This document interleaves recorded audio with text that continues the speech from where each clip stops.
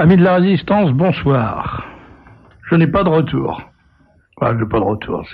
C'est une. Vous êtes tout seul à résister. Ah voilà, comme ça c'est bien. Je ne m'entendais pas dans le casque. J'ai mis un casque à pointe ce soir spécialement.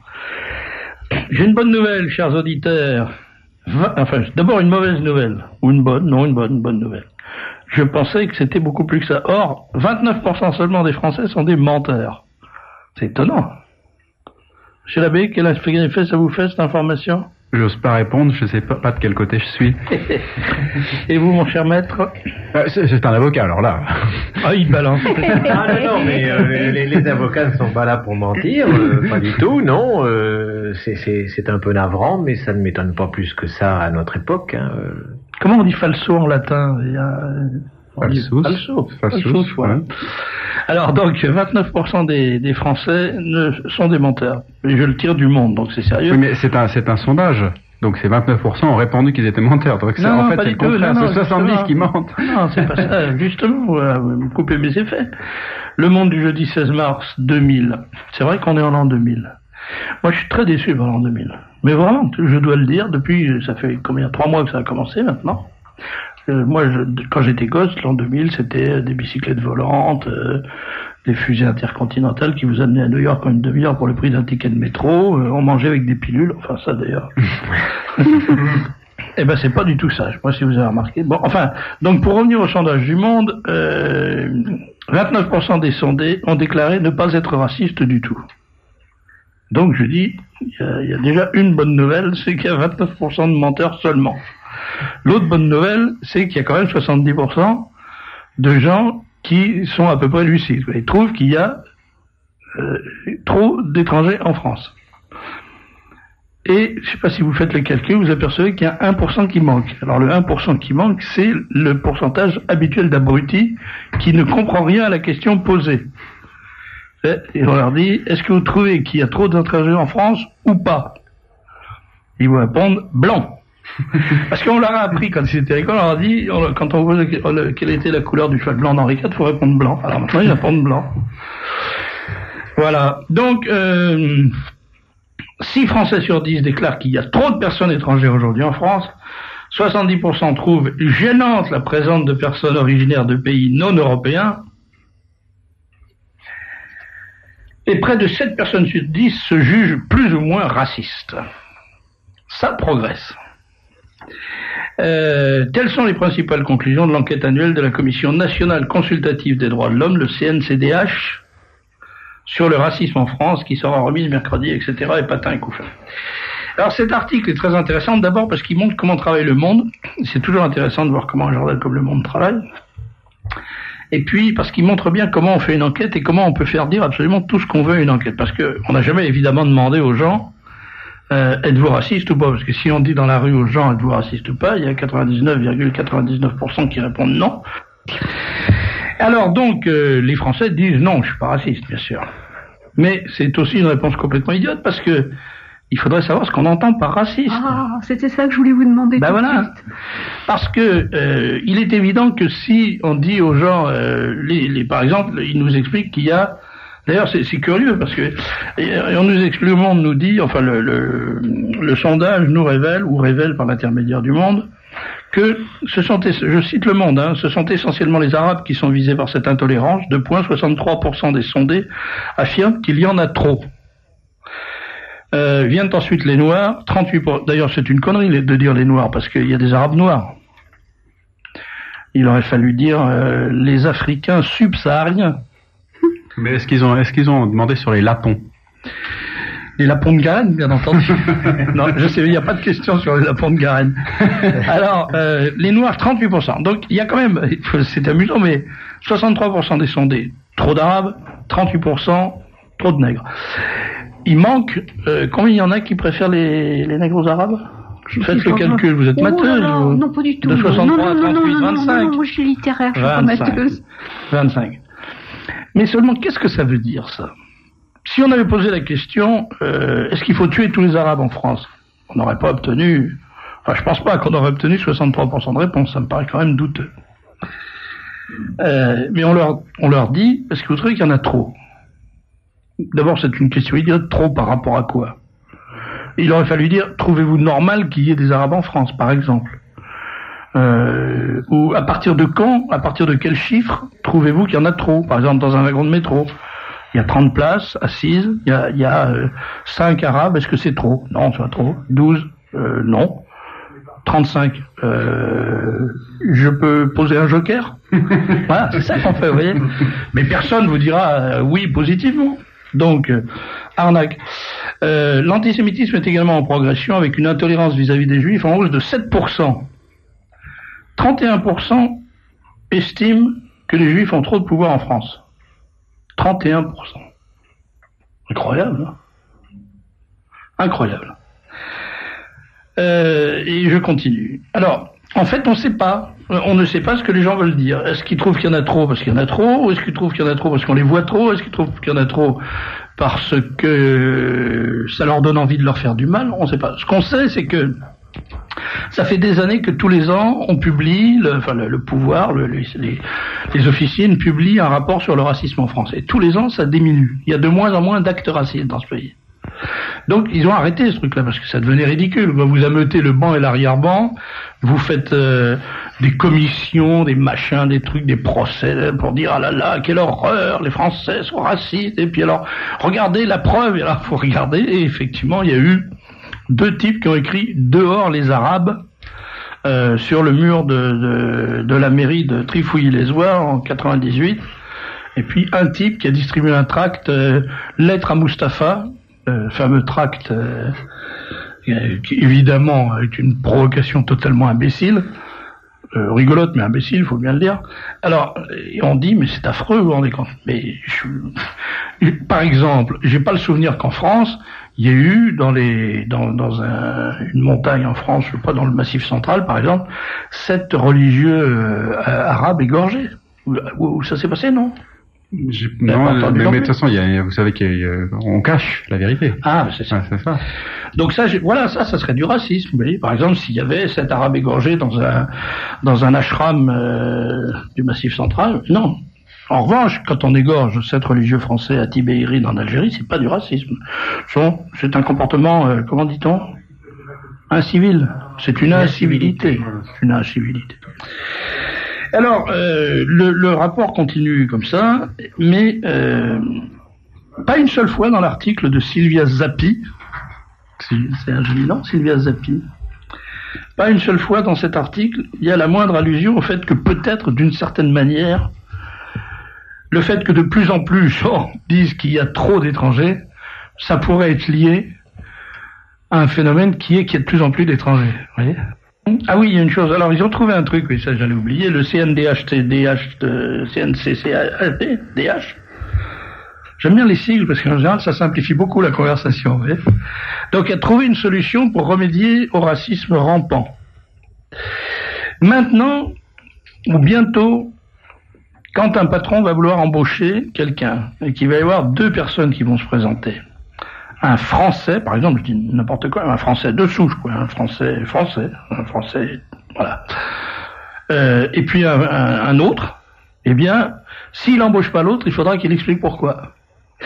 Et le CNCDH préconise ainsi une ouverture du droit vers un aménagement de la charge de la preuve. Ça, c'est magnifique, ça. Parce que maintenant, le gars qui n'est pas embauché, on va lui dire, par exemple, on cherche un comptable, vous savez compter? Non. Bon, ben, monsieur, on vous veut pas. Mais vous me voulez pas parce que je m'appelle Mohamed. Non, non, pas du tout, parce que vous savez pas compter. Prouvez-le. Ah, ça va être difficile quand même. Comment voulez-vous prouver quelque chose qui n'existe pas? Prouvez que vous n'êtes pas raciste. Alors vous allez dire, mais ma fille a épousé un nègre. Mais ça suffit pas. Nous, on a eu des gens au Front National, par exemple. Il y avait Perrin, dont la femme était africaine. Enfin, africaine, elle était d'origine africaine, en tout cas. Ça n'a pas empêché que toute sa vie, on l'a traité de raciste. Donc, même ça suffit pas. Alors, qu'est-ce qu'il faut faire pour pas être raciste?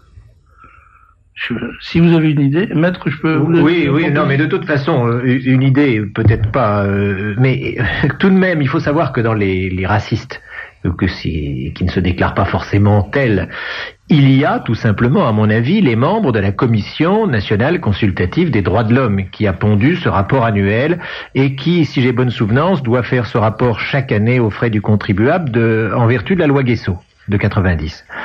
Et il faut savoir que dans ce rapport, qui est toujours un document ennuyeux mais très intéressant, il y a une recension de tout ce qui est de Français de souche qui sont susceptibles d'avoir attaqué des immigrés.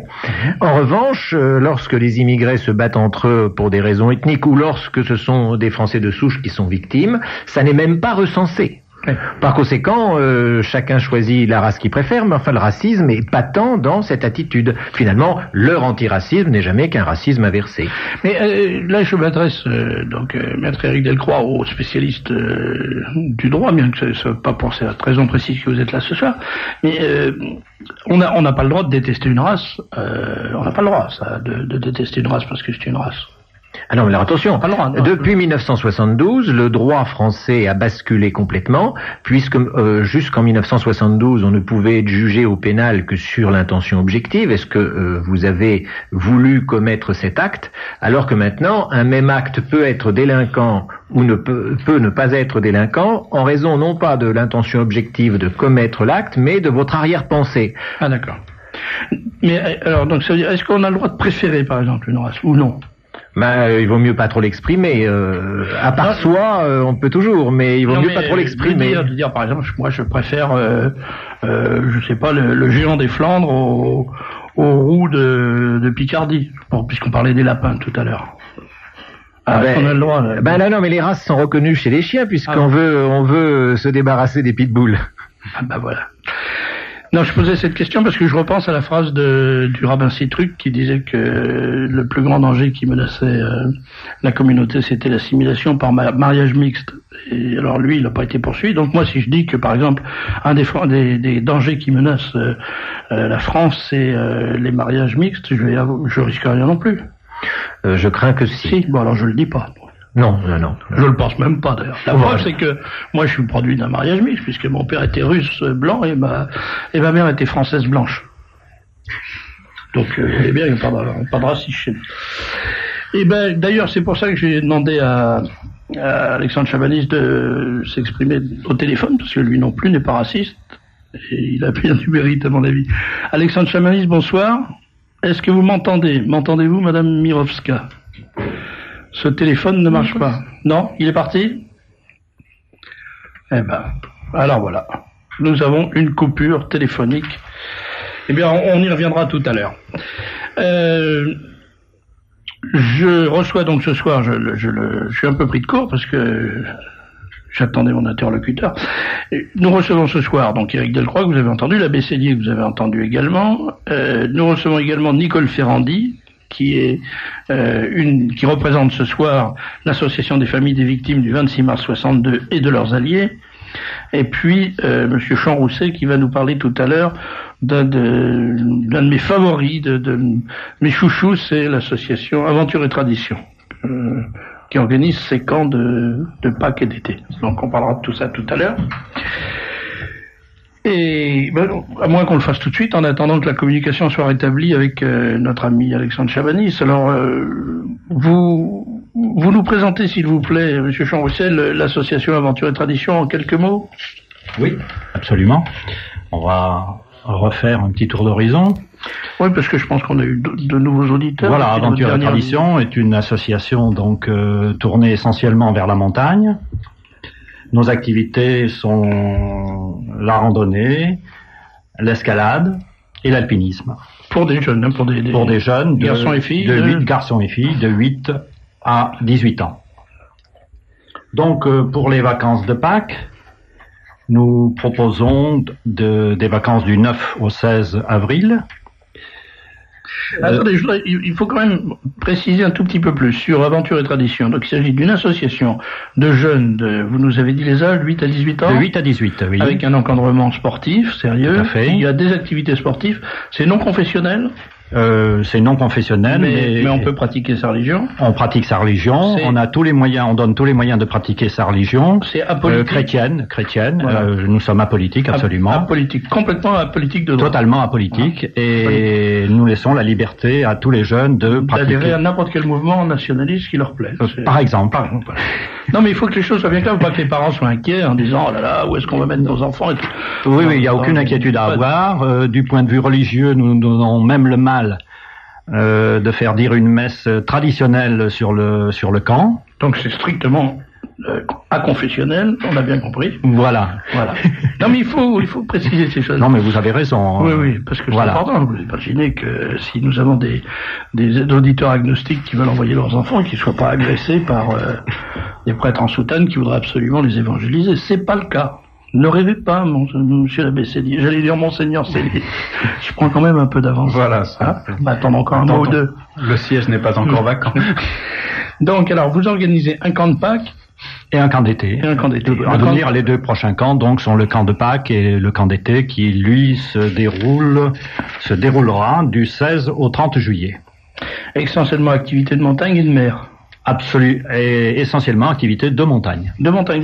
Vous faisiez pas de la... On en a fait d'une façon ponctuelle, mais c'est pas, nous n'avons pas vocation, nous sommes plutôt orientés vers la montagne, puisque nous avons des équipements qui sont ceux de la montagne. Donc, profitons-en, la montagne apporte tellement de choses qu'elle se suffit à elle-même. Puis l'avantage, c'est qu'on commence par monter, après c'est plus facile de descendre. Après on descend, justement. C'est plus facile, c'est moins fatigant. Alors, le camp de Pâques, c'est... Alors, le camp de Pâques, lui, est du 9 au 16 avril, à Buis-les-Baronnies, c'est près de Vaison-la-Romaine. Oui. Et le prix du stage est de 2000 francs, plus transport. Quels âges? Alors de 8 à 18. À 8 à 18. Mais là, pour l'instant, nous avons surtout des plus jeunes qui sont inscrits. Tant mieux pour nous, c'est très bien, puisque nous le prenons à la base, c'est très bien pour nous. Il faut qu'ils aient une petite formation ou pas? Non, aucune formation. Même du point de vue équipement, nous avons la possibilité de les équiper donc vestimentaires, essentiellement vestimentaires, puisque l'aspect matériel est entièrement fourni par l'association. D'accord. Alors, donc au niveau vestimentaire, je le précise, puisque nous en sommes là, les gens intéressés, les parents intéressés peuvent prendre contact avec notre responsable de stock, Madame Jacqueline Chapelle, au 01 39 60 61 53. Je répète, au 01 39 60 61 53. Bien. Et alors le camp d'été se passe quand, vous nous avez dit? Alors le camp d'été du 16 au 30 juillet dans le massif des Écrins. C'est dans la vallée de Valuise, c'est à Valuise même d'ailleurs. Et le prix du camp d'été est de 3400 francs pour les plus grands, ceux de 12 à 18 ans, et de 2900 francs pour ceux qui ont moins de 12 ans. Alors, encadrement assuré par des moniteurs diplômés? Absolument, encadrement assuré par nos propres cadres, qui sont formés avec la participation financière d'Aventure et Tradition. Il faut dire que nous sommes agréés Jeunesse et Sport, donc nous avons une participation de Jeunesse et Sport, et ce qui permet à des parents qui seraient dans ce cas de profiter des bons CAF par exemple. Oui, alors ne ratez pas cette occasion, pour une fois qu'on peut avoir des sous. Une bonne occasion c'est le moment d'en profiter. Le téléphone pour avoir les renseignements, c'est celui que vous nous avez donné tout à l'heure? Alors les téléphones pour avoir tous les renseignements sont le 01 30 25 18 05 ou le 05 46 74 54 39. Je répète, le 01 30 25 18 05 ou 05 46 74 54 39. Eh bien, merci. Alors nous sommes. Je vais vous dire que moi j'ai vu les jeunes d'Aventure et Tradition, je les ai vus partir, je les ai vus revenir. Vraiment, c'est une très très belle association. Ils sont très enthousiastes. C'est du très beau travail. Ils sont enchantés. Oui. On avait même reçu une petite fille, je crois, ici. Oui, qui était ma fille. Ah bah oui, c'est pas étonnant qu'elle fasse de la pub. Alors moi, je suis très surpris. Je croyais que c'était un témoin indépendant. Non, ce n'était pas un témoin totalement indépendant. Pour les vacances de Pâques, donc, on propose donc les enfants de 8 à 18 ans. Je demande aux parents d'envoyer leurs enfants pour venir respirer l'air encore pur de nos belles Alpes du Sud, dans une saine ambiance rigoureuse, chaleureuse, et qui donne à vos enfants le désir de s'élever. Et puis comme c'est haut, s'agissant de montagne, parce que faut monter, c'est trop haut. S'agissant de montagne, cela me paraît souhaitable. Oui, c'est vrai. comme nous sommes installés dans un camping, les conditions de séjour sont relativement confortables. Hein. Il faut le préciser parce que les parents sont sensibles à ce genre de choses. Vous allez nous les abolir, ces enfants. Oui, mais on a le moyen de se rattraper avec la montagne qui est à proximité. Je pense que là, on peut alterner. C'est de bonne guerre, si j'ose dire. Beaucoup d'efforts, mais des douches et vous les nourrissez en plus. Voilà, et on les nourrit très bien. Ils sont très contents de ce point de vue-là. Chers parents, pour 2000 francs, vous débarrassez de vos enfants, ils reviennent laver et nourrir. Qu'est-ce que vous voulez de plus? Et fatigués en plus. Et fatigués. Et nous avons la modeste prétention de leur soigner la santé du corps et l'élévation de l'âme. C'est très bien. N'est-ce pas? Très bien, monsieur. C'est beau, hein? Un discours qui me plaît. C'est beau et c'est vrai en plus. Bien, mais je vous remercie. Je rappelle le numéro de téléphone. Le principal, c'est le 01 30 25 18 05. 01 30 25 18 05. Vous téléphonez, vous aurez tous les renseignements sur le prix, le matériel, le lieu, la préparation, etc., etc. Voilà. En général, le départ se fait à partir de Paris, hein. Mais ça peut concerner toute la France. On peut venir de n'importe quelle région de France. On aménage, on s'organise pour réceptionner les enfants dans de bonnes conditions. Eh bien, je vous remercie. À bientôt. C'est moi qui vous remercie. Vous amènerez un de vos jeunes pour nous raconter comment ça s'est passé. Oui, là, nous avons été pris un peu de cours parce que nos cadres sont au travail, là, pour l'instant, et c'est pour cela qu'aujourd'hui, je suis orphelin. Il n'y a plus que les cadres qui travaillent aujourd'hui. Monsieur Chabanis? Oui.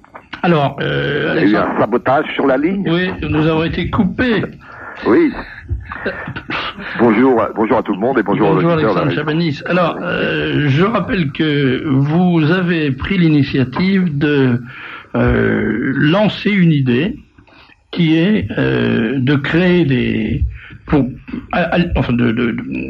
d'une façon personnelle, individuelle, sans véritablement d'arrière-pensée fédératrice, vous invitez les gens qui ont envie de réfléchir à cette question à créer ce que vous avez appelé des fronts de libération nationale qui seront des initiatives individuelles un peu dans toute la France, partout où on voudra, selon un processus assez simple qui consiste à ouvrir une boîte postale pour que on puisse entrer en contact avec les responsables locaux et participer à cette action que vous avez dont vous avez eu l'initiative. Et il est bien clair qu'il s'agit de trouver des solutions humaines et efficaces à un problème qui devient de plus en plus lourd et qui est le problème que nous évoquions dans la première partie de l'émission. Et puis, dans un deuxième stade, avec le succès que vous avez rencontré quand vous avez lancé cette initiative, vous avez pris une autre décision. Quelle est-elle? Oui, une décision beaucoup plus importante. Et est-ce que je peux parler librement sur votre antenne? Bah, écoutez, on peut toujours essayer, c'est vous qui irez en prison. Bon, d'accord. Bon, alors je suis prêt. Hein. Alors, je voudrais dire deux petits conseils que je voudrais faire avant à tous les éditeurs de Radio Courtoisie, à tous les juristes, et rappeler à nos amis souverainistes, on parle beaucoup de la souveraineté, qu'il n'existe pas de souveraineté sans droit. Et parler de la souveraineté de manière philosophique, continuer à en parler de manière philosophique sans se référer à une notion de droit national, c'est perdre le combat d'avance.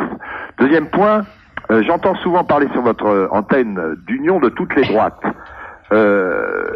Ceux-là même qui en parlent mettent en place par le silence ou la réprobation l'auto-exclusion d'une partie de ces droites et de leur électorat. On s'aperçoit que des gens très proches s'auto-excluent eux-mêmes. Donc je ne sais pas ce que c'est que l'union de toutes les droites. En fait, si l'on comprend bien le concept d'union de toutes les droites, pour s'appliquer, il doit commencer par l'exclusion de tous ceux qui sont les plus proches. Puis après, on fait l'unité avec ceux qui sont les plus éloignés. Et on entend d'ailleurs sur l'antenne, n'entend pas certains expliquer que chevènement au galop nous serait plus proche que Maigret, Le Pen, De Villiers ou Pasqua. Cela s'appelle la cohabitation plurielle. C'est l'opinion des gens qui sont invités aux émissions, mais les directeurs d'émissions ne sont pas forcés de partager les opinions de leurs invités. C'est pour ça que je voulais quand même faire cette mise au point, parce que on entend souvent, c'est un peu consternant, et je crois qu'il faut faire l'union. Oui, il faut faire l'union autour d'un thème. Et alors aujourd'hui, je pense qu'il doit rénover complètement la politique française. Et c'est pour ça que je vais en appeler aux responsables d'émission. Je propose à tous les Français, qu'ils soient de gauche ou de droite, mais qui sont français, qui sont européens de cœur et d'âme, pendant 6 mois, nous proposons de créer pendant 6 mois, nous proposons un acte militant majeur, un acte de responsabilité totale, un acte de rupture avec les politiques socialistes qui sont des politiques suicidaires sur l'intégration et l'immigration. Nous vous proposons non pas de les suivre, ces politiques, mais de les arrêter. Cette action nous permettra de réécrire l'histoire de notre pays, parce que si nous ne voulons pas la réécrire, continuons comme ça. De ne plus subir le sang socialiste de l'histoire. Pour septembre 2000, partant de l'action que nous avons commencée, pour septembre 2000, c'est-à-dire au mois de septembre, nous vous offrons un objectif et nous déclarons ouvert, et je déclare ouvert sur Radio Courtoisie, les états généraux du peuple français sur l'échec des politiques d'immigration et d'intégration. C'est-à-dire que je propose que se réunissent en septembre, après le lancement de cette opération du Front de Libération Nationale, les grands états généraux du peuple français sur l'immigration et l'intégration hors parti, et que tous les partis participent, tous les partis qui ont la fibre nationale au corps et au cœur. Et je vais dire deux choses. Comment tenir en septembre ces états généraux? Vous me direz, je suis utopique, pas du tout. Comment tenir en septembre ces états généraux à Paris? Il y a bien des partis qui se réunissent en permanence pour ne rien faire. Comment préparer les états généraux du peuple français sur l'immigration et l'intégration? Préparons-les, messieurs et mesdames, par l'union de toutes les droites, à commencer par Radio Courtoisie, en demandant au patron d'émission de relayer notre message dès aujourd'hui, en annonçant la tenue de ces états généraux, en annonçant la bonne nouvelle. Les Français se mettront en marche. Ils vont avoir un objectif commun, enfin un objectif commun, enfin une action commune, les états généraux. La réunion en septembre des états généraux du peuple français sur l'intégration et l'immigration. Cet objectif, commun ou global, n'ayons pas peur d'employer ce terme, consiste à faire fonctionner pendant 6 mois 4 actions particulières, celles dont nous avons parlé mais que je vais vous repréciser. Ces 4 actions sont vitales pour la réussite des états généraux de septembre 2000. 1. Faire le bilan réel des politiques socialistes sur l'immigration et l'intégration. Nous avons besoin de tous les chiffres concernant cet échec. Nous avons besoin que les auditeurs de Radio Courtoisie, nous avons besoin de toutes les compétences pour emmener un véritable bilan national à cette réunion de ce qui s'est passé pendant 20 ans. Deuxièmement, généraliser dans toute la France, et c'est ce que nous avons commencé, le texte sur le référendum que nous avons établi. Le texte référendaire définitif sera proposé et adopté lors des états généraux de septembre 2000. C'est-à-dire lors des états généraux de septembre 2000. Nous publierons un texte avec une proposition de référendum dans lequel, pendant 6 mois, nous aurons toutes les questions que voudra poser le peuple français. Troisième point, organiser des manifestations de soutien aux Français qui subissent ou se battent contre l'occupation de leur sol, en brisant le mur de la honte des médias, qui par leur silence décident aux ordres du Parti Socialiste et ses affiliés de droite. Quatrième point, préparer toutes les solutions de fait et de droit pour appliquer une politique d'immigration et d'intégration qui soit celle voulue par le peuple français et non par les partis d'étrangers. Il est temps de dire que nous avons, nous, Français, une politique, et nous l'avons toujours eu, d'intégration. Nous n'avons pas à subir les maux de l'adversaire. Nous avons, nous, une politique d'intégration, mais nous voulons maintenant dire que l'échec de l'intégration qui s'est produit depuis 30 ans, nous avons une réponse. Et nous avons une réponse pratique. Alors, pourquoi ceci? Parce que nous avons Alexandre Chabalis, Alexandre Chabalis, oui, excusez-moi. Je voudrais qu'on en reste là. Vous lancez l'appel. La semaine prochaine, on fera la suite parce que on va en parler jusqu'en septembre de cette initiative. Et puis même après. C'est d'une importance capitale. Donc, je crois que il vaut mieux, à mon avis, exprimer les choses d'une façon rapide et simple. Là, le mot d'ordre, c'est commencer à préparer les états généraux de l'immigration, de l'immigration et de l'intégration pour le mois de septembre prochain, et pour commencer à le préparer, pour organiser ça, entrer en contact avec Alexandre Chabalis. Alors, je vous redemande votre adresse et votre numéro de téléphone, d'où partent toutes les directives et les textes que vous préparez. Je précise d'ailleurs que si on veut vous aider à financer, parce que ça coûte cher d'imprimer des tracts et de tenir un bureau de ce genre, on peut vous envoyer de l'argent pour vous y aider. C'est pas la peine d'envoyer vous n'attendez pas des sommes considérables, vous n'attendez pas de vivre de ça, vous attendez des timbres et de quoi acheter du papier, des stylos, des machines à écrire, des choses comme ça. Donc, soyez gentils de nous donner votre adresse afin que les auditeurs puissent se mettre en contact avec vous. Alors, une seconde. Je dis que nous avons 6 mois pour faire basculer notre destin. Et si en 6 mois nous réussissons, si systématiquement ce message est répété sur Radio Courtoisie, ce seront des milliers de Français qui participeront aux États généraux. Il sera répété ce message. Alors, il sera répété dans mon émission, et puis les autres directeurs d'émission feront ce qu'ils jugent bon de faire. D'accord. Voilà. Alors, vous pouvez m'écrire au 34 Grande Rue Bessancourt, 34 Grande Rue Bessancourt, 95 550. 95 550. Le téléphone fax est le 01 30 40 03 71. 01 30 40 03 71. En disant aux auditeurs de Radio Courtoisie, aux 250 auditeurs, que les courriers avec tous les documents... Vous voulez dire les 250 auditeurs qui vous ont déjà écrit? Qui m'ont écrit, demandé pas les 250 auditeurs qui constituent la totalité de l'auditorat de Radio Courtoisie. Non, mais ceux qui m'ont déjà écrit pour cette initiative, Serge. Pas pour m'écrire, pour me dire merci, monsieur Chabani, vous êtes gentil. C'est bien clair. C'est-à-dire les 250 personnes qui ont écrit, c'était pour avoir des documents. Donc les documents sont partis aujourd'hui, ils les recevront donc demain ou après-demain. Ah ben, je vois que vous avez gardé, je sais pas si vous avez confiance dans la justice de votre pays, mais vous avez confiance dans la poste de votre pays, en tout cas. Bon, Serge, j'ai confiance en ce que nous allons faire. Et nous allons arrêter de pleurer et nous allons nous battre. Voilà. C'est bien. Pour se battre, il faut arrêter de pleurer. On va décider de notre destin, une bonne fois pour toutes. Pas le souvenir d'avoir pleuré depuis longtemps. Non, justement. Merci, Alexandre Chabani. N'ayez pas peur de la poste. On l'apprendra, la poste. Oui, aussi. Allez, au revoir. À la semaine prochaine. Bonsoir. Il est roboratif quand même. Hein, s'il y avait 10 000 personnes comme ça dans notre pays, on serait tranquille pour un moment. Là. Alors, je me tourne à présent, d'après mon programme, vers monsieur l'abbé Cellier. La robe ayant... Enfin, d'ailleurs, j'ai 2 hommes en robe devant moi, c'est un peu compliqué. La robe. Qui porte habituellement la robe. Voilà. Oui. Mais vous l'avez. Là, moi, je la porte en permanence. 33 boutons. Voilà, c'est ça, 33 boutons. Et quelle idée ça vous inspire, la situation actuelle? Vous avez envie de vous repentir de quelque chose ou... J'essaie déjà de me repentir de mes péchés, ce qui est pas toujours facile. Non, mais ça, c'est fini, c'est plus à la mode maintenant. Voilà. Donc, il faut des péchés des autres. Des péchés des autres. Des péchés supposés des autres qui sont très loin. Voilà. Qui sont morts, parce que autrement, ils vont vous faire des procès. Ben voilà, c'est ça. Donc, ce qu'on peut noter, bon, c'est à titre humoristique, parce que bon, il vaut mieux en rire qu'en pleurer, si je puis dire, c'est qu'effectivement, une des repentances, c'est sur les excommunications. Donc je pense que nous allons effectivement demander que soit appliquée cette repentance à notre profit. Ça sera déjà au moins une chose, ce sera la seule utile, certainement. Moi, j'ai écrit ça dans mon livre journal. Ouais.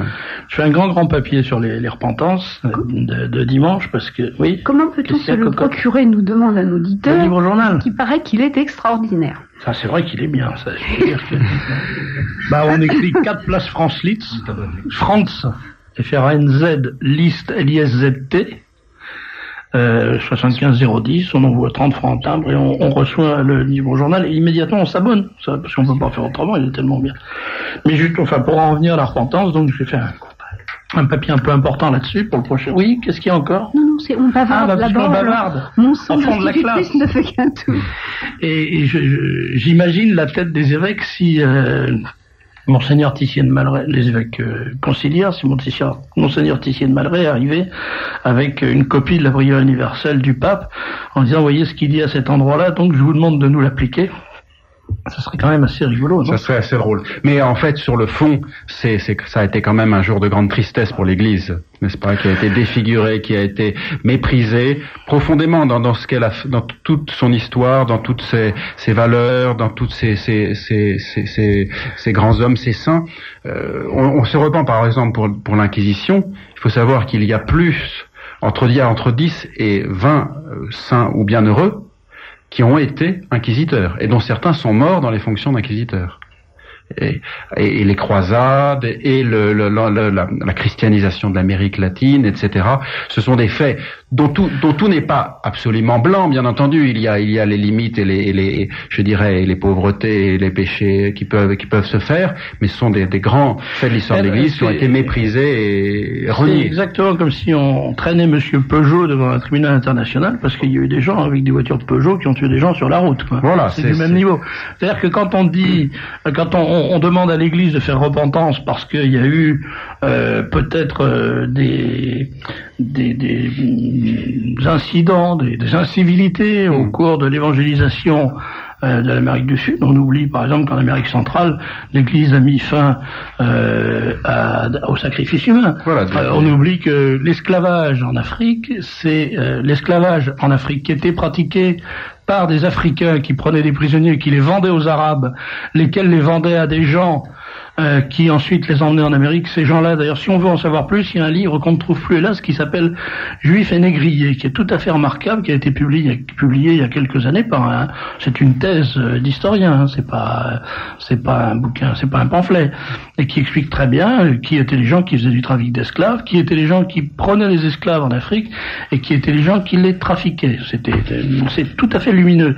Eh bien, c'est l'Église, c'est Monseigneur de Vigry qui a mis de la Vigerie, je veux dire, qui a mis un terme au trafic d'esclaves à coups d'évangile et de marteau, et d'épée d'ailleurs. Donc tout ça a été passé sous silence. En revanche, on a entendu, par exemple, présenter une repentance pour le fait que les fœtus servent dans les expériences, dans les laboratoires pharmaceutiques. Mais je vois pas ce que l'Église a à faire là-dedans. Que je sache, l'Église a pas ouvert de laboratoire pharmaceutique qui font de la graisse de fœtus, ou alors je n'ai rien compris au film.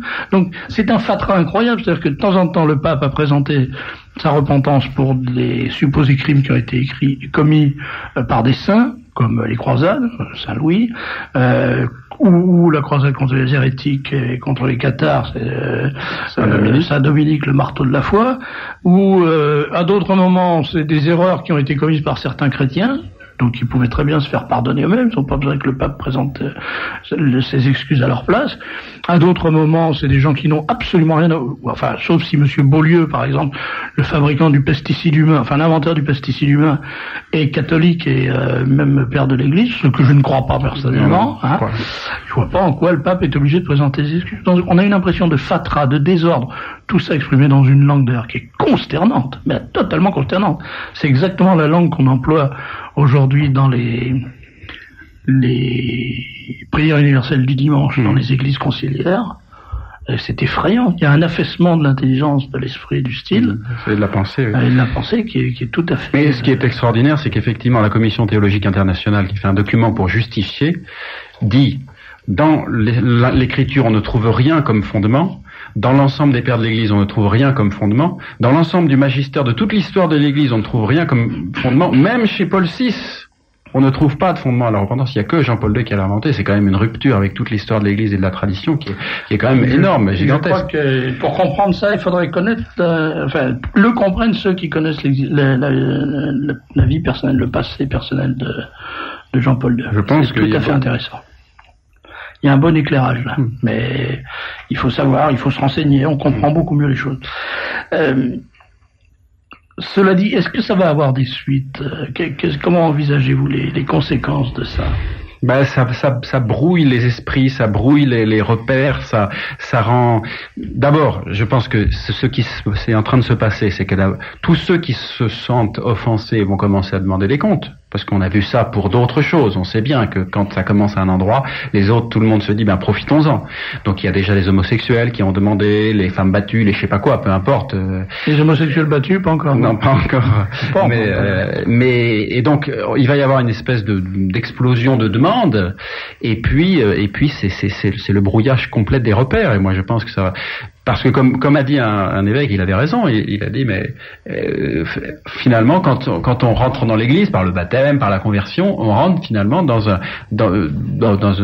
repère de bandits et de vauriens, quoi. Oui, c'est quand même extraordinaire. C'est l'évêque c'est un évêque italien. Ouais, un italien. Et à force, vous allez donner l'impression que quand on entre dans l'église par le baptême, on rejoint une bande de vauriens. Voilà, c'est quand même. Là, je trouve ça plutôt sympathique. Voilà, il a raison. Il voit bien la réalité objective qui a profondément, d'abord qui est une injure à l'Église, à son histoire, à tout ce qu'elle est, et puis qui ne fait que brouiller les choses et rendre le message encore plus difficile à comprendre, et puis également, comme le disent aussi certains experts, ils n'ont pas tort. Il y a tout un tas de peuples qui disent mais nous, vraiment, franchement, on n'a rien à voir là-dedans. Je veux dire, les gars qui sont... on parlait des Lapons, les Lapons, ils se sentent pas responsables des croisades, pas directement, disons. Ça alors là... Donc, moi, j'y étais pas aux croisades, mais vous savez pas non plus. Voilà, 2 ou 3 Lapons que j'ai fait glisser là-dedans. Donc, je crois que tout ça, c'est vraiment ça accroît et ça poursuit cette triste, je dirais, déconfiture de l'Église telle que au mépris de sa tradition et de son histoire et de tout ce qu'elle peut représenter. Mais les autres, la mosquée, la synagogue, les temples tibétains, tout ça, les loges maçonniques font pas de repentance. Non, je pense pas. Ça sera. Ils attendent la repentance. D'autres repentances encore plus grandes et superfétatoires. Nous savons qu'effectivement, on parlait de la christianisation de l'Amérique latine. Il faut quand même dire qu'en Amérique latine, il y a des Indiens et qu'en Amérique du Nord, il n'y a plus d'Indiens. Amérique du Nord, c'est une colonisation protestante. Amérique du Sud, colonisation catholique. Et en Amérique du Sud, il y a des Indiens et des millions, des dizaines de millions d'Indiens. Vous savez bien pourquoi en Amérique du Nord? Parce que non, attendez, il faut être honnête. C'est qu'en Amérique du Nord, les protestants, les Indiens ont été victimes d'une opération humanitaire, involontaire. On leur a distribué les couvertures, vous savez ça. Et on leur a dit, c'est vrai que les couvertures, elles étaient un peu avec le microbe le virus de la variole, mais ça savait pas ça. Et puis après, comme ils étaient malades et qu'ils avaient de la fièvre, on leur donnait un peu de whisky pour se remettre. Donc tout ça, whisky plus la variole, ça a fini par les tuer. Mais c'est pas exprès. Voilà. Tandis qu'en Amérique du Sud, on leur a pas distribué de couverture. Voilà. C'est ça. Bien, est-ce que vous ne croyez pas quand même que vous allez voir l'habileté de ma liaison? Est-ce que vous ne croyez pas que le fameux 3e secret de Fatima, c'est quelque chose comme ça? C'est cette espèce d'agression contre l'Église par le 5e arrondissement. Merci Monsieur l'abbé Cellier. Vous laisserez ma petite enveloppe à la sortie comme d'habitude. Voilà. Merci. À bientôt. Et vous pouvez vous rester avec nous si vous voulez, bien sûr. Alors j'ai beaucoup de messages. Oui, alors allez-y, donnez la parole au auditeur. Ça nous reposera. Le pape fait un grand acte d'humilité en demandant pardon au nom de l'Église depuis 2000 ans. Il faut le soutenir. On ne peut pas se permettre de le critiquer. C'est le représentant de Dieu sur terre. J'étouffe de fureur depuis quelques jours. Merci d'aborder la question de cette repentance indigne. On joue les idiots utiles de notre propre destruction. C'est une trahison à l'égard de nos parents. Je vénère Jean-Paul II et je suis persuadé que s'il a agi ainsi, c'est que c'était nécessaire et qu'il a des raisons majeures. Ce qu'il a apporté est inestimable. Dans le dernier numéro du Libre Journal, vous essayez, par la bande, d'exonérer Jean-Paul II de certaines abominations qu'il a proférées en les mettant sur le dos de ses speechmakers. Mais qui a choisi ces gens-là si ce n'est Jean-Paul II lui-même? Il est responsable et coupable. Monsieur de Beketch, à votre avis, dans combien de temps le pape se repentira-t-il d'être catholique? De grâce, arrêtez d'insulter notre mère l'Église. Vous n'avez rien compris au beau geste de dimanche. Le pape n'a pas dit que les saints inquisiteurs étaient coupables, mais que de bonne foi ils avaient employé de mauvais moyens, la violence, pour imposer une bonne chose, la vérité. Pourquoi les Juifs ne demandent pas pardon pour avoir fait crucifier le Christ? Cher Serge, je ne suis pas sûr, après avoir lu le texte de l'Observatore Romano, qu'on puisse interpréter la prière du pape dimanche dernier exactement comme vous le faites. Le pape n'a pas demandé pardon au nom de ceux des chrétiens qui ont péché, mais il a demandé pardon pour eux, comme pour les avorteurs, les persécuteurs, etc. Ce n'est pas tout à fait la même chose. En revanche, il était bien maladroit de n'avoir pas prévu que les médias, et notamment les médias français, mettraient toute la malice et la malignité possible pour inventer une prétendue repentance pour les croisades, par exemple, et pour présenter l'Église comme étant de son propre aveu une organisation criminelle dirigée par les pires brigands qui aient jamais existé. Quant à la langue de bois ou de coton, des prières universelles, et en particulier celle du pape, il est vrai que c'est un désastre. Je voudrais qu'on ait une pensée émue pour les prêtres et les religieuses qui se sont dévoués dans les léproseries. À ma connaissance, il n'y a pas eu de représentants d'autres religions. Pourquoi sont-ce toujours les mêmes qui font repentance, à savoir les chrétiens, de préférence les catholiques? Avez-vous observé qu'à chaque repentance, il y a toujours des voix pour crier que ce n'est pas assez? Est-ce qu'il ne serait pas possible d'exclure du calendrier les saints qui ont participé aux croisades et à l'Inquisition? Parce que nous, on nous demande de faire ça, ce sont des faits qui nous dépassent. Dans ma paroisse, on fait repentance pour le reniement de Saint-Pierre. Je ne pense pas. Les faux culs. Je ne pense pas que l'Église soit responsable. Ah, c'est extraordinaire, ça. Nos curés nous ont tout fait. Vraiment. Elle n'a pas demandé pardon. En fait, les médias ont transformé et coupé certains mots du Saint-Père, comme d'habitude, et donc le message a été tronqué. Dans le livre journal, je publie intégralement le texte de la prière universelle avec les 7 repentances. Intégral, il n'y a pas un mot de changé. Donc, oui, bon, on l'a entendu quand même à la télé. Hein. Dans Présent, de mardi 14, il y a un article de Benoît Lorrain qui transcrit les paroles du pape, et cela n'a rien à voir avec ce que les médias se sont efforcés de donner. Ayant quelques notions d'histoire, je considère Godefroy de Bouillon comme un très grand saint homme, pour ne pas dire un saint. Si Jean-Paul II demande pardon pour toutes les fautes commises par ses prédécesseurs, que devient le fameux dogme de l'infaillibilité pontificale? Et rappelez que le Saint-Père Pie XII, traité comme un nazi, a sauvé 700 000 juifs, et que le grand rabbin de Rome et sa femme s'étaient convertis au catholicisme et prirent les prénoms d'Eugénio et d'Eugénie en hommage à Pie XII. Et il avait été déclaré juste, Pie XII, par Madame Goldamer. Mais c'est ça que je voudrais dire en deux mots. La première intervention qui dit ne dites pas de mal, on n'a pas le droit de dire du mal, enfin de pas être d'accord avec le pape, c'est faux. Le pape, quand il parle ex cathedra de problèmes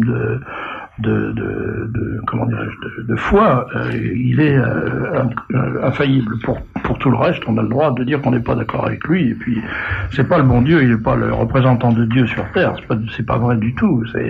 Il est le chef de l'Église, pas tout à fait la même chose. Et pour le reste, je crois qu'il faut juger sur pièce. Je vous dis donc dans le Libre Journal, le texte est publié, le texte de la prière universelle, qui a été dit par le pape et par des cardinaux, des évêques. Donc il faut lire ce texte, et puis vous jugerez sur pièce. Je le publie, c'est quand même le meilleur moyen. Vous verrez dans quelle langue c'est écrit, et vous verrez ce qui est dit exactement, en quelles circonstances on demande pardon, pourquoi, sous quelle forme. Et d'ailleurs, je crois que c'est la meilleure solution, c'est de le lire. Voilà. Monsieur l'abbé, votre condamnation des propos du pape est scandaleusement molle. Non, mais il pouvait quand même pas. Non, mais... Attendez, je finis. Qu'est devenu, on vous pose des questions sur Fatima. Qu'est devenu Lucia, l'aînée des enfants de Fatima? Est-elle encore vivante? Oui, on l'a dit. Oui, elle est vivante et elle est donc dans un couvent.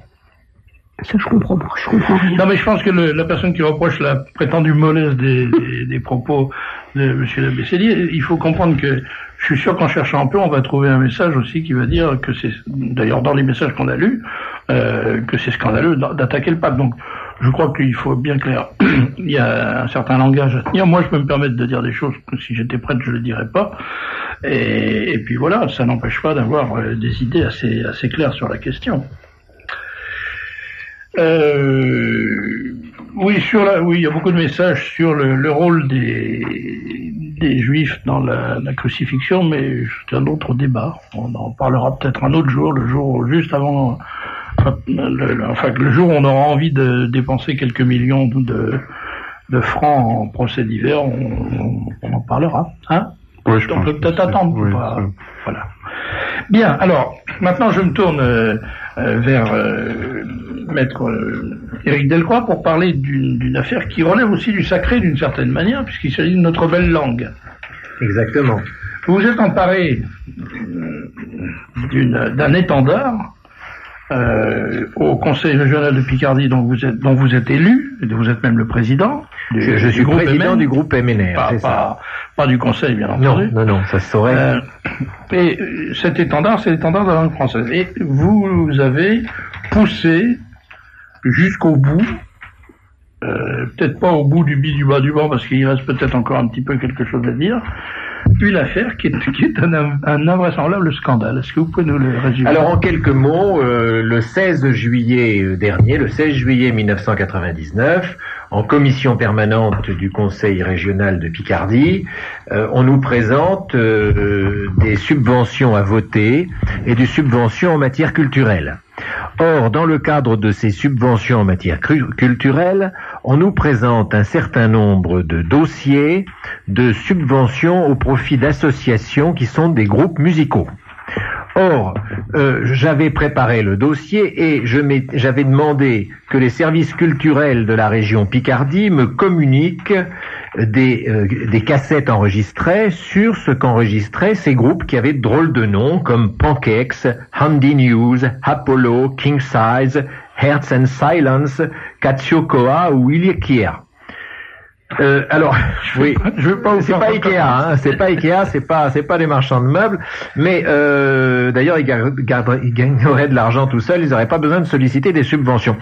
Alors, je me suis aperçu que ces groupes chantaient pour l'essentiel en anglais et il y en a un qui a obtenu de subventions et qui chante dans une langue antillaise non francophone.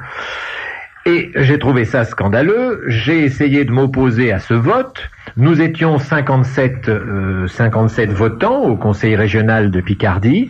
Or, malheureusement, il n'y a que mon groupe MNR, donc 3 voix, qui se sont opposées aux subventions à ces groupes qui chantent en langue anglaise ou en langue étrangère. Je ne parle pas d'une langue régionale française qui serait une langue française, ferait partie de notre patrimoine culturel, mais véritablement, la promotion de la musique anglaise me paraît tout à fait paradoxale, d'autant que on n'imagine pas les Beatles, Mike Oldfield ou le groupe ABBA se faisant subventionner les uns en Angleterre, les derniers en Suède.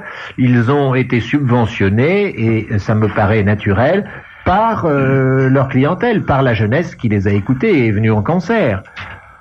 Alors, si vous voulez, je voudrais prendre quelques secondes pour donner les résultats des votes qui ont été, parce que ça oui. C'est tout à fait intéressant.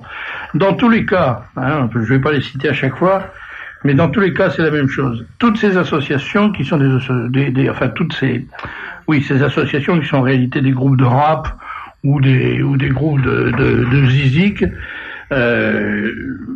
on appelle ça la musique amplifiée. Voilà, la musique amplifiée. D'ailleurs, c'est bien dommage qu'elle soit amplifiée. Reçoivent des subventions qui sont de l'ordre de plusieurs dizaines de milliers de francs. Oui, tout à fait. Le total des subventions, vous l'avez en tête? Oui. Je vois 211 500 francs. Voilà, exactement. Donc, pour le contribuable Picard. Voilà, pour le contribuable Picard. Réveillez-vous Picard, Picards et Bourguignons. On est en train de vous piquer votre fric. D'autant que c'est une petite région. Il y a 1 800 000 habitants en Picardie. Alors, autrement dit, plus d'1 franc par... plus de 10 centimes par... qu'est-ce que je raconte, moi? Oui, 10 centimes, c'est ça, 10 centimes par habitant de Picardie pour de la musique qu'ils n'écouteront jamais. D'ailleurs... si les gens écoutaient cette musique-là, on n'aurait pas besoin de la subventionner, voilà, a priori. Et il faut savoir que, donc,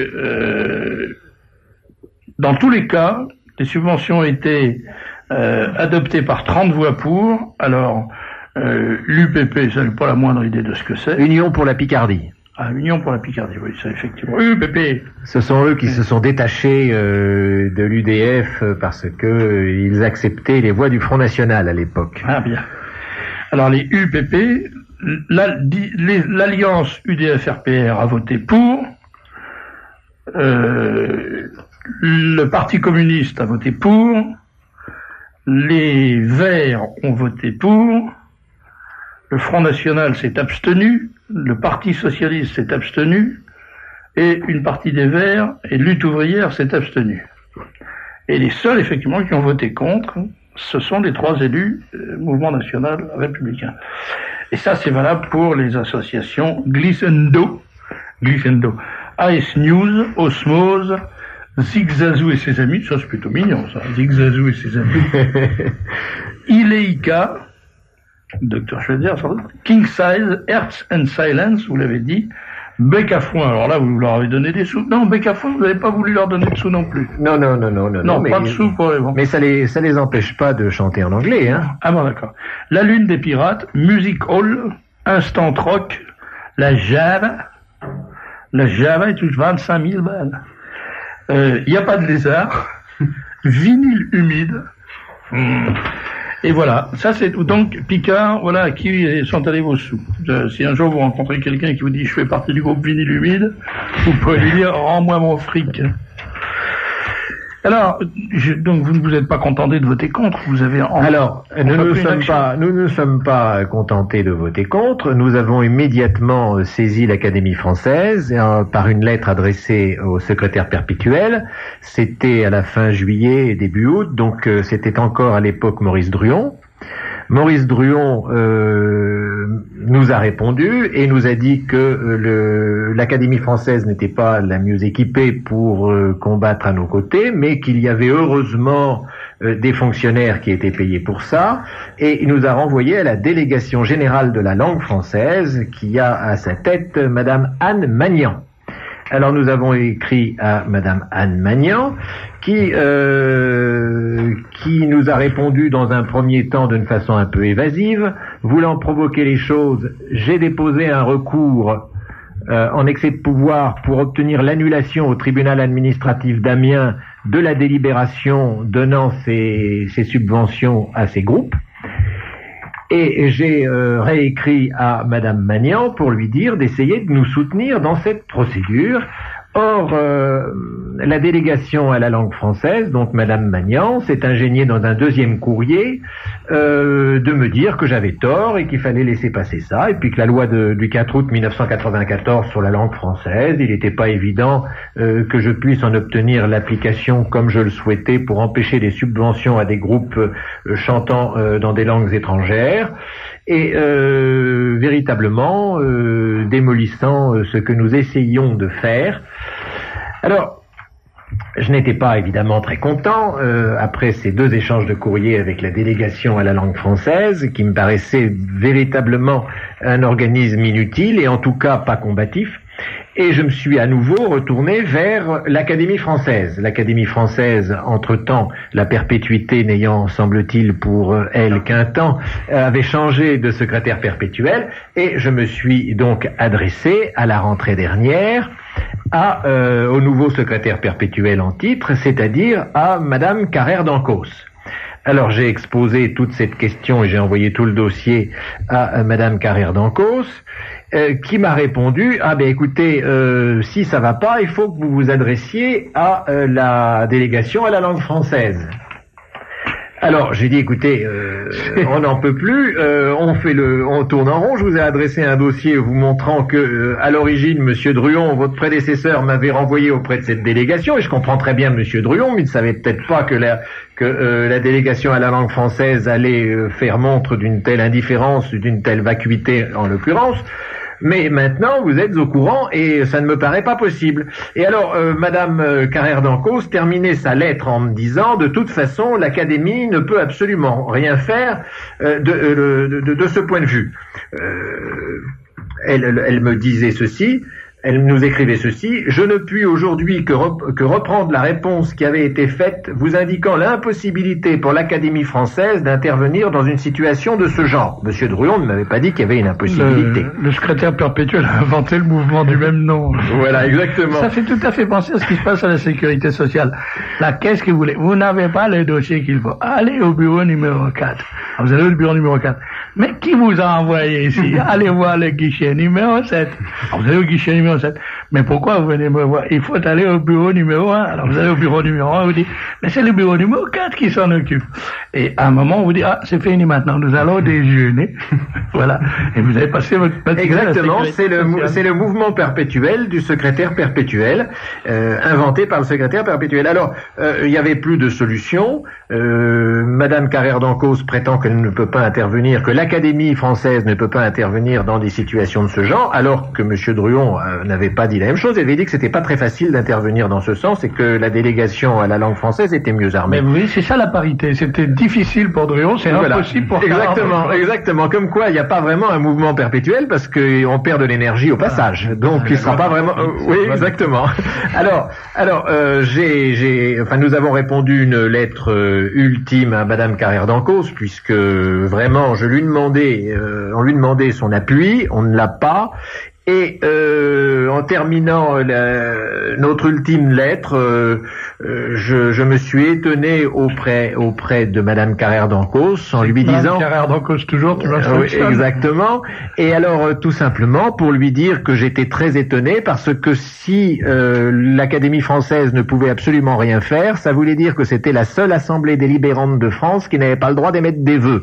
Enfin, je crois pas qu'elle n'ait pas le droit d'émettre des vœux, mais je crains qu'elle n'en ait pas le courage ou que de toute façon, tout cela lui est indifférent. Alors, c'est très grave parce que si la langue française est indifférente à l'Académie française, si la langue française est indifférente à une délégation de fonctionnaires qui sont payés pour la défendre, nous nous trouvons dans une situation extrêmement grave et pour moi, tout seul, je pense qu'il y a des chances pour que j'abandonne mon recours devant le tribunal administratif d'Amiens parce que je pensais que ça pouvait être l'appui, n'est-ce pas, la base d'un mouvement pour la défense de la langue française, mais je peux pas faire ça tout seul. Si vraiment les organismes qui sont faits pour ça, moi je serai jamais élu à l'Académie, mais si vraiment les organismes qui sont faits pour ça, oui, ça a l'air. Si vraiment tous les gens qui sont faits pour ça s'en désintéressent, eh bien je continuerai à lutter pour la langue française dans le cadre qui est le mien, où je peux être un peu utile, c'est-à-dire dans le cadre du Conseil régional de Picardie. Mais si vraiment Madame Carrère d'Encausse ne veut rien fiche, si vraiment Madame Magnan ne veut rien fiche, je peux pas absolument faire tous les contentieux à leur place. Quand on sera les derniers à parler le français, on passera des bonnes après-midi dans votre salon à bavarder en français, comme on pourra parler librement, personne ne nous comprendra. Donc, oui, tout à fait. On pourra pas être dénoncé. Merci Éric Delcroix, merci d'être venu, mais pas merci de nous annoncer ces nouvelles consternantes. Madame, ça y est, j'ai un trou. Nicole Ferrandi, voilà. Madame Nicole Ferrandi, vous venez pour nous parler d'un souvenir qui vous reste, et qui nous reste d'ailleurs toujours douloureux. C'est le souvenir de la journée maudite du 26 mars 62, rue d'Isly, à Alger, où des Français qui manifestaient pacifiquement sous le drapeau français ont été tués par des soldats de l'armée française, sur ordre d'officiers français. Et vous n'avez depuis 28 ans les parents et les amis des victimes de cette 38 ans, pardon, oui, c'est vrai que j'essaie de me renseigner, mais ça marche pas. Depuis 38 ans, les parents et les amis des victimes de la rue d'Isly tiennent le flambeau et accomplissent un devoir de mémoire qui est discret mais qui est remarquable de fidélité. Et cette année, vous avez encore décidé d'organiser diverses manifestations. Mais oui, chaque année, nous organisons une messe aux alentours du 26 mars. Cette année, elle aura lieu le 24 mars, puisque le 26 tombe un dimanche. Elle aura lieu à Saint-Nicolas-du-Chardonnay à 18h30, donc le vendredi 24 mars. Je voudrais signaler qu'à Saint-Nicolas-du-Chardonnay, depuis 1 an, nous avons fait sceller une plaque, justement à la mémoire de tous nos morts tombés pour leur fidélité à l'Algérie française. Alors cette plaque, elle est bien sûr pour les victimes du 26 mars, pour celles de l'Oranie. Il ne faut pas oublier les Oranais massacrés après l'indépendance. Elle est gravée aussi pour les Harkis. Et puis, comme en fait, il était difficile de mettre toutes les dates et de mettre tout le monde. Nous avons mis cette simple phrase et à tous ceux qui sont tombés pour la fidélité à l'Algérie française. Parce qu'en fait, bon, il y a beaucoup de morts et c'était vraiment chose impossible que de graver tous les noms. Et bien sûr, cette fidélité à l'Algérie française, c'est pour aussi, bien sûr, Bastien Thierry, Dovcar Piex, ceux qui ont payé de leur vie leur attachement au drapeau. Vous nous parliez d'Oran tout à l'heure. Est-ce que vous avez des nouvelles de l'action en justice qui avait été entreprise contre Katz? Eh bien, oui, j'ai lu la presse. Le procès, en fait, n'aura pas lieu. C'est-à-dire que Katz s'est blanchi parce qu'en fait, il y a prescription. Il faudrait pour... Faut rappeler que Katz avait interdit à l'armée de bouger. C'est-à-dire qu'en fait, pendant que le FLN massacrait les Français d'Algérie, les Français d'Oranie, eh bien, Katz avait donné l'ordre de ne pas bouger. Donc à ses troupes de ne pas bouger. Donc pendant toute une journée, enfin plusieurs heures, le FLN s'en est donné à cœur joie, a massacré quand même environ 3000 Oranais.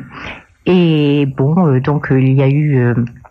Veritas donc a essayé de mener le général Katz en justice, mais enfin la réponse est prescription. Voilà.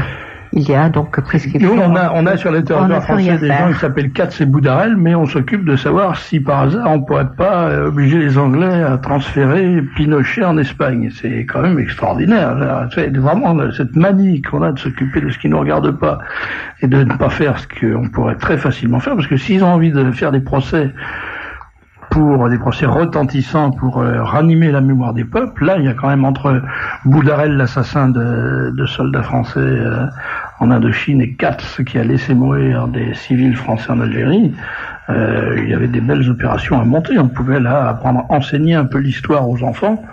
Apparemment, l'opération Papon a satisfait l'appétit de vengeance de nos contemporains. À propos de Papon, d'ailleurs, je remarque une chose, c'est que, je sais pas si vous vous souvenez, que Papon a été arrêté en 12 minutes 28 secondes en Suisse, alors que depuis des mois maintenant, Monsieur Rezala est dans une prison portugaise, et on discute avec les Portugais de savoir s'il va être extradé, si on va le récupérer ou pas.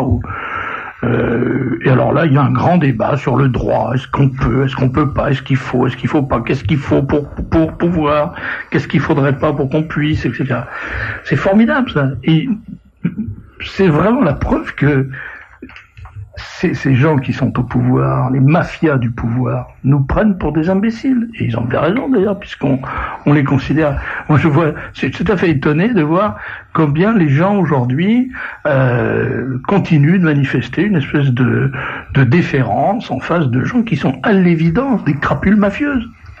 Enfin, est-ce que vous avez entendu ces temps-ci Monsieur Tiberi? Je dis bien que je ne tiens pas du tout Monsieur Tiberi pour une crapule mafieuse. Au contraire, il m'est de plus en plus sympathique. Je veux dire que Monsieur et Madame Tiberi me sont de plus en plus sympathiques par l'espèce de façon extrêmement crâne avec laquelle ils font face à la meute des hyènes qui veulent leur piquer leur os, parce que c'est pas autre chose. Hein. Eh bien, Monsieur Tiberi, depuis des semaines, ne cesse de répéter qu'il ne comprend pas que après 30 ans d'amitié avec Monsieur Chirac, on continue, et mon ami Monsieur Chirac, et Monsieur Chirac dont je suis l'ami, et Monsieur Chirac, nous avons fait tellement de choses ensemble avec Monsieur Chirac, nous avons tellement de souvenirs communs avec Monsieur Chirac. Je ne sais pas si vous comprenez bien ce que ça veut dire, mais moi je trouve que véritablement ce sont des phrases qui devraient éveiller en nous des souvenirs. Je pense par exemple certaines scènes de Scarface ou des Incorruptibles. Voilà. Je vous ai coupé la parole, Nicole Ferrandi. Vous vouliez encore dire quelque chose qui est plus important, me semble-t-il, que mes divagations. Oui, non, c'est pas des divagations du tout. Attendez, on vous demande simplement, là j'ai un message, à quelle heure la cérémonie? À 18h30. 18h30 le 24 mars, à Saint-Nicolas. À Saint-Nicolas. L'église qui ne fait pas repentance. C'est un bon slogan, ça. Oui, c'est l'église qui nous a, à nous, Français d'Algérie, si bien accueillis. Je voudrais dire, oui, le 19 mars, toutes les années, la FNACA se promène dans les rues de Paris. Elle commémore la fin de la guerre d'Algérie. On se demande pourquoi le 19 mars. Puisqu'en fait, la guerre d'Algérie, puisqu'elle est reconnue comme telle d'ailleurs maintenant, la date officielle de la fin de la guerre d'Algérie, c'est le 2 juillet 1962. Alors cette année, la FNACA va encore se promener dans les rues de Paris. Il y a une contre-manifestation à Marseille. Je voudrais l'annoncer.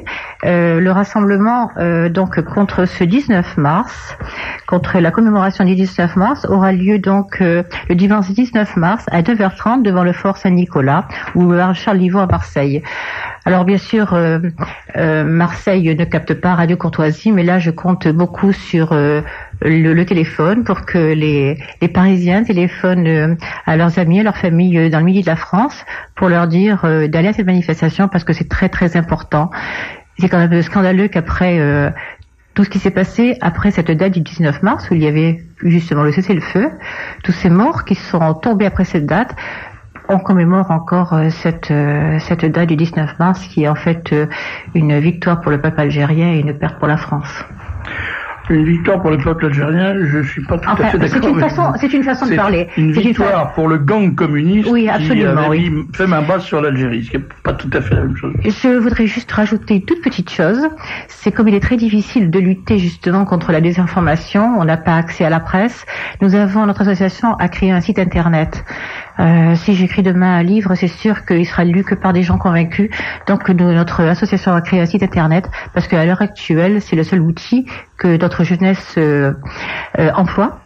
Et alors, je vais vous demander de donner le site, mais vous savez que de toute façon, donner un site internet à la radio, c'est exactement comme mixer dans un Stradivarius. Alors, il s'agit simplement, on se met simplement sur un moteur de recherche, on met Easily et on tombera sur mon site. Mais enfin, je vais vous dire que c'est pas pour que nos amis de Radio Courtoisie recherchent mon site. Ce qui est intéressant, c'est de savoir que demain, les étudiants tout à fait par hasard tomberont sur ce site, et sauront ce qui s'est passé le 26 mars et la félonie de ceux qui nous ont gouvernés. Merci Madame Ferrandi.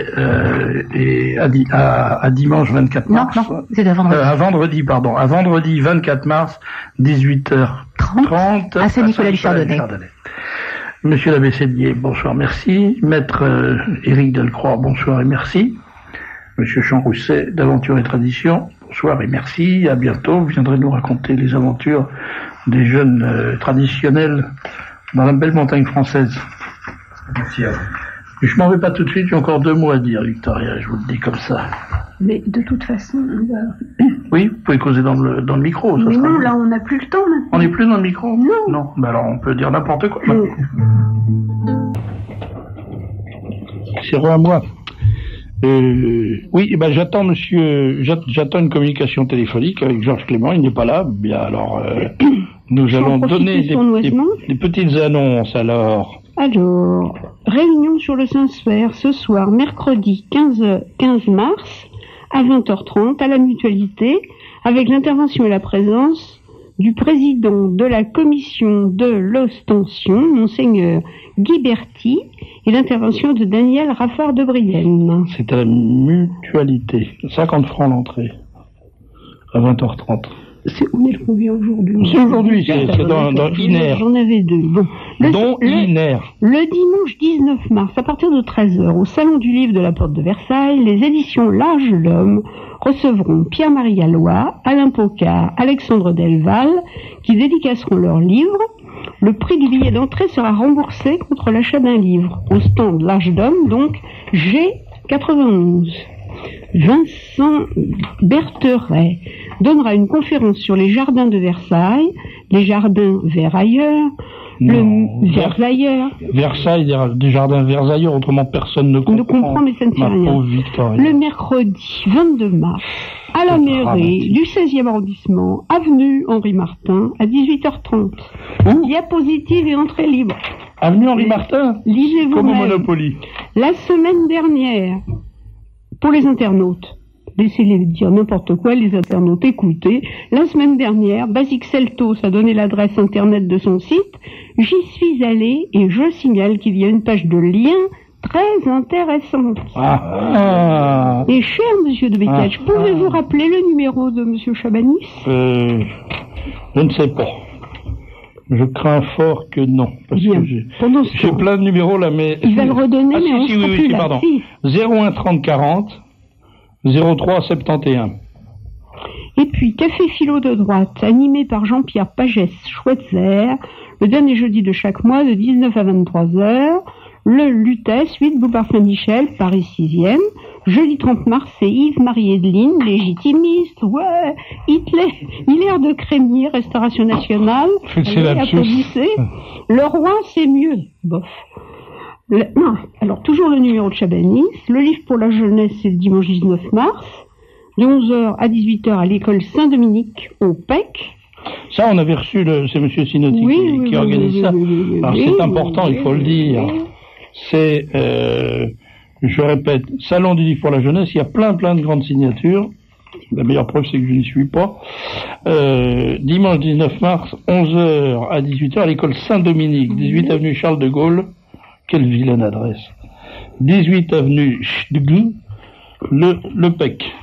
Et puis, alors, pour Éric Delcroix, si vous voulez lui écrire, c'est Association de défense de la langue française, 8 rue Requépine, Paris 8e. Et pour Monsieur l'abbé Cellier, les dossiers pédagogiques, on peut les trouver à Fidélitaire, c'est le numéro de mars, Clovis, boîte postale 88, 91 152 à Étampes, téléphone 01 69 78 30 23. La librairie Saint-Nicolas, c'est 6 rue du Petit Pont dans le 5e. Mais la seule chose importante, c'est la conférence de Vincent Bertheret, mercredi 22 mars, à la mairie du 16e arrondissement, avenue Henri Martin, à 18h30. De Versailles, des Jardins Versailles, c'est bien. Et en plus, c'est gratuit, alors il y a des diapositives. Non, mais c'est intéressant. Le Courtoisie aussi, c'est gratuit, mais pas une fois. Mercredi soir, c'est gratuit, mais Radio Courtoisie. Il a parlé quand il n'était pas devant le micro. Bon, Monsieur Clément est là. Monsieur Clément, m'entendez-vous? Non, il m'entend pas du tout. Il est en train de parler à côté, il s'en moque totalement de ce que je peux raconter. Bon, on fera ça un autre jour, qu'est-ce que vous voulez que je vous dise? Monsieur Clément, une fois. Allô? Oui, bonjour. Monsieur Clément, la voix des Français. Voilà. Quand on s'appelle la voix des Français, la moindre des choses, c'est de répondre tout de suite. Oui. Hein? Vous voulez annoncer, et puis on en parlera plus longuement dans une autre occurrence, parce que là on a pris du retard. Oui. Un projet de manifestation. Oui. Où, quand, comment, pourquoi? Eh bien, où? À Paris. Le tracé sera définitivement décidé dans quelques semaines et on en reparlera. Mais on sait que le rassemblement aura lieu probablement place Vauban, mais ça sera redit. Où? À Paris. Quand? Eh bien, une date qui va peut-être rappeler des souvenirs à un certain nombre de personnes, le 13 mai. Oui. Et bien sûr. Il y a du pour et du contre. Ah oui, bien sûr, oui. Pour l'avoir vécu, je peux vous raconter ça en détail, mais pas ce soir, ça sera trop long. Mais c'est le 13 mai. Et le pourquoi alors de la manifestation, eh bien je crois que pour ceux qui connaissent et la voix des Français et la situation de la France, tout le monde sans doute, nous allons manifester d'abord pour dire, comme plusieurs maires le font à force de pétitions d'ailleurs, mais on en reparlera aussi, pour protester contre la politique ahurissante et criminelle, il faut le dire, puisqu'il y a des morts, donc criminels, des gouvernements qui se succèdent, pas seulement celui qui est en place, mais ceux qui l'ont précédé, dans le problème et sur le sujet de l'immigration. Donc, nous allons protester contre ça. Nous l'avions déjà fait il y a 2 ans, mais il semble que les événements se soient encore un peu aggravés et surtout qu'il y ait une prise de conscience d'un certain nombre de milliers de Français, car il y a des régions ravagées. On en reparlera aussi en détail. Ce soir, ça serait un peu long pour vous de rentrer dans ces détails-là. Et donc, nous allons le faire avec tous les Français qui veulent manifester. Nous aurons l'appui de plusieurs associations qui sont connues à Radio Courtoisie pour souvent intervenir sur ces ondes. Je peux citer comme ça de tête SOS Identité, France Debout et d'autres. Mais on aura aussi l'appui et on organise ça avec tous ceux qui pensent que la France est au bout d'un certain chemin et que si on veut effectivement éviter sa disparition, il va falloir commencer à le dire haut et fort et sans aucune espèce de honte. Moi, je veux dire aux Français qu'il faut arrêter d'avoir honte de craindre la disparition de la France et qu'il faut en tout cas faire ce qu'il faut pour l'éviter et non pas s'en plaindre. Merci, M. Clément. Donc, on en reparlera de cette manifestation et je vous poserai également la question de savoir sous quelle forme vous pensez vous associer à l'initiative qui a été annoncée ce soir, mais je crois que vous ne l'avez pas entendu, d'états généraux de l'immigration et de l'intégration. Oh, mais alors on s'y associera dès demain. Alors ça, voilà, mais on en parlera dans une prochaine émission. D'accord. Merci. Rappelez très rapidement le numéro de téléphone de la Voix des Français pour qu'on puisse vous joindre. La Voix des Français, 01 42 67 22 05. Merci. Je vous remercie, moi, Serge de Beketch. À bientôt. À bientôt. Au revoir. Chère Cécilia, je vous laisse la parole, non sans avoir salué les innombrables auditeurs d'un retentissant Que Dieu nous garde.